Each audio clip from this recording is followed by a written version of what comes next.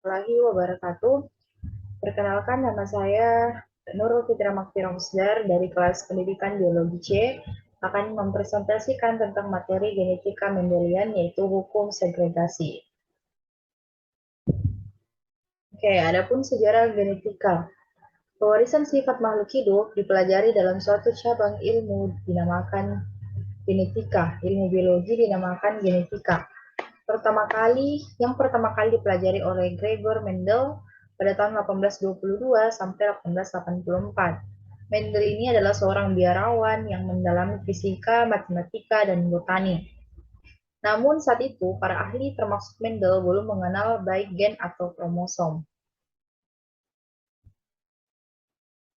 Nah, dalam mempelajari pewarisan sifat, pada awalnya Mendel melakukan eksperimen persilangan monohidrid, yaitu eksperimen persilangan dengan mengamati satu sifat beda, yaitu mengamati bentuk biji, yaitu biji bulat dan biji kisut, dua varietas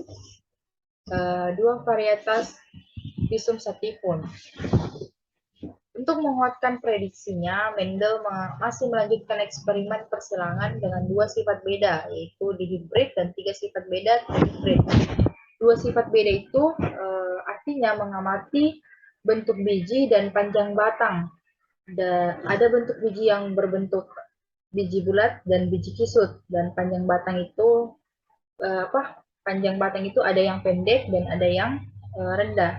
Kemudian tiga sifat beda atau trihibrid itu misalnya ada bentuk bijinya, panjang batang, dan posisi bunganya.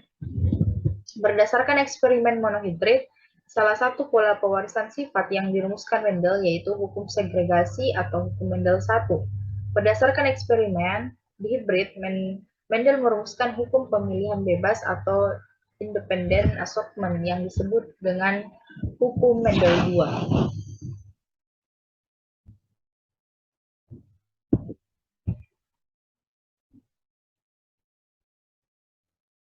Nah, apa sih yang Mendel lakukan? Mendel itu melakukan prediksi mengenai bagaimana karakter suatu sifat yang tampak dapat diturunkan. Sifat yang dimaksud dalam ilmu genetika adalah ciri makhluk hidup, sedangkan karakter adalah variasi dari suatu sifat. Jadi dalam penelitian hibridisasi pertamanya, Mendel menegaskan warna bunga ungu adalah karakter yang dominan, yaitu karakternya tidak berubah karena hibridisasi. Sedangkan warna bunga putih adalah karakter resesif, ketika dihibridisasi sifatnya tetap ada namun tersembunyi.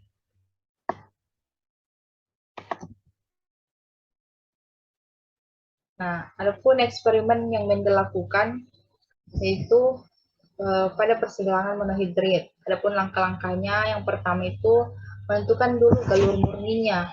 Mendel itu melakukan pengamatan terhadap warna bunga, yaitu warna bunga ungu dan warna bunga putih, di mana generasi itu terus-menerus melahirkan warna warna bunga, di mana generasi itu terus meneruskan warna bunga ungu dan warna bunga putih. Jika sudah terbukti dari generasi ke generasi tidak pernah berbeda, maka itulah yang disebut dengan galur murni. Kemudian Mendel melakukan persilangan antara bunga warna ungu dan bunga warna putih, dan ternyata pada saat persilangan warnanya ungu, dan warna dan ternyata pada saat persilangan warna bunga ungu dan warna bunga putih ini menghasilkan warna bunga ungu. Kemudian Mendel mengamati dan melakukan pengujian filial terhadap F1 dan kemudian mengamati penampakan filial 2 atau F2. Pada dua warna bunga di galur murni, ternyata pada saat mengamati penampakan filial 2 kembali terjadi warna bunga ungu dan warna bunga putih. Kemudian Mendel mengelompokkan dan menghitung filial 2 F2. Di sini terdapat Mendel mendapatkan 705 bunga warna ungu dan 224 bunga warna putih. Dari ini belum disebut rasio karena angkanya masih sangat besar. Kemudian dengan cara menghitung rasio filial 2 atau F2-nya itu dengan 705 ini dibagi dengan 224 yang menghasilkan 3. Kemudian 224 ini dibagi dengan 224 hasilnya 1, jadi rasionya adalah 3:1.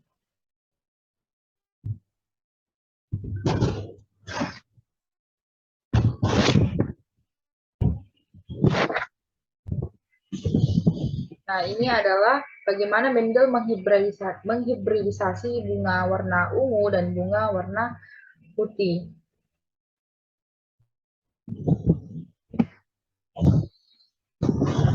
Para ahli geologi menyimpulkan bahwa notasi alfabet yang dimaksud oleh Mendel adalah genotip, yaitu suatu jenis susunan gen yang dapat mengekspresikan suatu sifat dari suatu karakter, fenotip.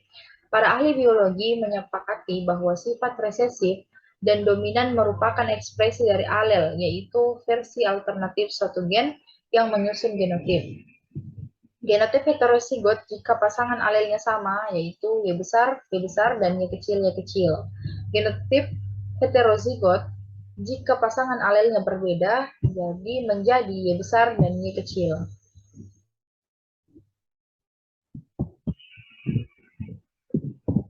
Nah, di sini ada persilangan antara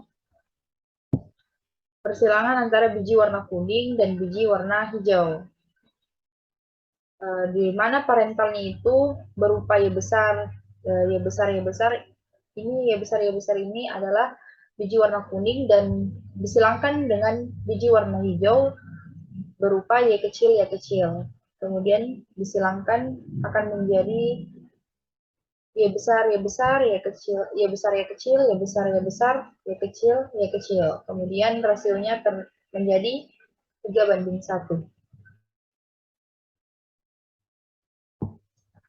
Nah, pewarisan sifat tidak hanya dapat dilakukan dengan menguji F1 yang disilangkan dengan sesamanya atau self-cross.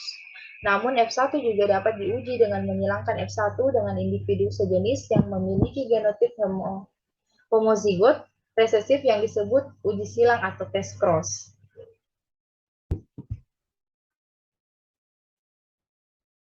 Nah, ini ada bagan persilangan monohydrid self-cross. Di sini ada parental fenotip biji yellow disilangkan dengan biji green.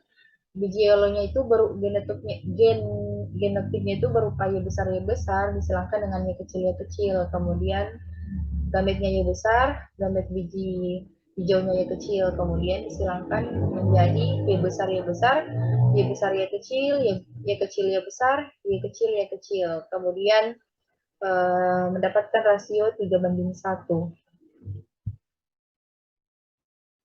Nah, kemudian bagan persilangan monohydrid test cross.